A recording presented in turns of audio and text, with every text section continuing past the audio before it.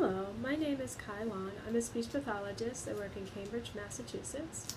And I just finished giving a presentation for Asperger's Association of New England around people with Asperger and narrative development.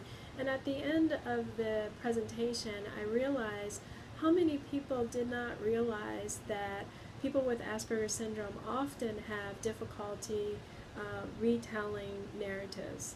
And what are narratives? Narratives are stories. It's an account of an event.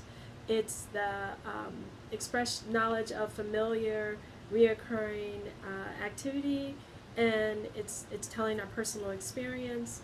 We use narratives. It's a story, right?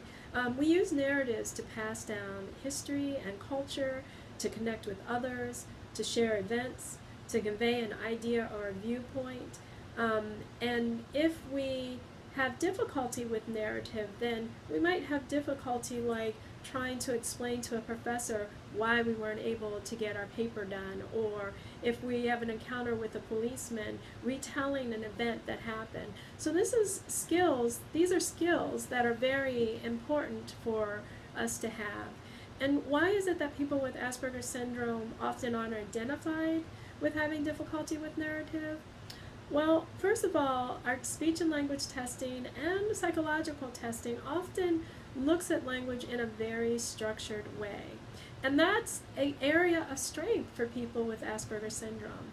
Where they have difficulty is being flexible and using language in the moment for things that are constantly changing. So they're not flexible with their language. So we test in a way that requires a structured response, maybe one word or two words, possibly a sentence, or to retell a story, someone else's story. And all of those things people with Asperger syndrome can do well.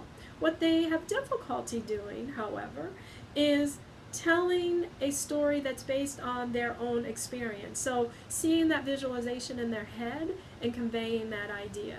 And so what you will hear is you will hear someone that tells like a bunch of details, or they might just sort of keep rambling around and you really don't understand what they're talking about. They might identify some pieces but not enough for you to really understand what it is that they are trying to convey. So what can you do to help? Well, there are lots of things, and if you watch the video at AANE, I've given some suggestions and some suggestions for the IEP. As far as how to, what kind of testing and how to identify this problem, I mean, the first thing would be at home, can your child or young adult convey a story to you? Can they tell you something that happened to them in that day so that you can understand? Can they tell other people about that? And if you suspect that they're having difficulty in that area, then the next step would be to go and look at their testing. Do they have difficulty, or do you already know they have difficulty in planning or organizing? Because if they have difficulty in initiating, planning, organizing, that is going to not just affect the nonverbal area, but it's going to affect the verbal area as well. Also, if they have already identified problems in written expression, that's another sort of heads up, because often written expression is your best form of language, but verbal expression is usually what you're better at. But if you're having trouble with writing, often you are having trouble in the same areas with language as well. So this is just a tip, and I'm talking about the impact of poor narrative skills on people with Asperger syndrome.